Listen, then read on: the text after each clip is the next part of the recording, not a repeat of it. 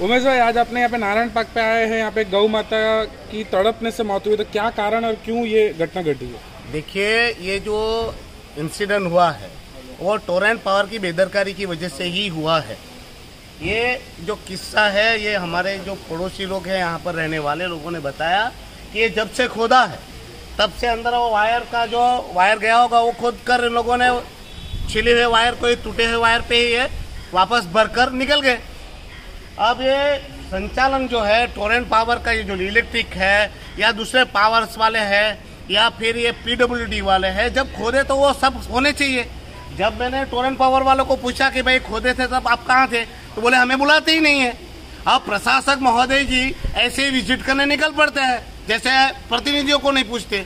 वैसे उनके वहाँ से गुजरात से आयात करके लाए गए यहाँ पर कॉन्ट्रैक्टर, वो अपने आप को ही प्रफुल्ल भाई समझते हैं, किसी को मानते ही नहीं है। ना दमन दीव के विद्युत विभाग के में अधिकारियों को मान रहे, ना यहाँ के दूसरे विभाग में काम करने वाले इंजीनियरों को मानते हैं। तो उनकी वजह से आज गौ माता का तो बलिदान हुआ है। अगर ये बलिदान नहीं देती तो कोई ना कोई बच्चा या ये पड़ोसी, एक नहीं काफी सारे शिकार हो सकते थे। तो ये प्रशासक प्रफुल्ल भाई पटेल की जवाबदेही है।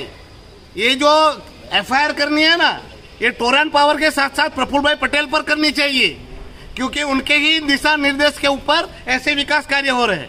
दमन में एक ही जगह ऐसा नहीं हुआ है, पूरे दमन में लोगों ने जहां जहां खोद खाद कर ऐसे ही काम किए हैं। गटरों को खोद के, रोडों को खोद के, सब जगह पर गैस, कभी गैस के धड़ाका हो रहा है, कभी इलेक्ट्रिक में धड़ाका हो रहा है। ये हो क्या रहा है? तो प्रशासक प्रफुल्ल पटेल जी को बताना होगा कि ये जो घटना घटी है उसका जिम्मेवार कौन है।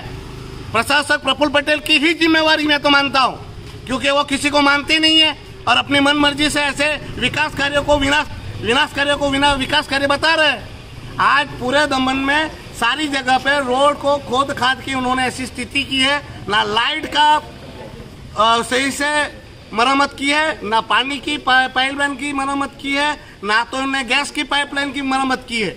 तो मैं तो भगवान से प्रार्थना करता हूं कि इस बारिश के मौसम में हमारे दमन निवासियों की भगवान रक्षा करे, क्योंकि कहीं भी कुछ भी हो सकता है।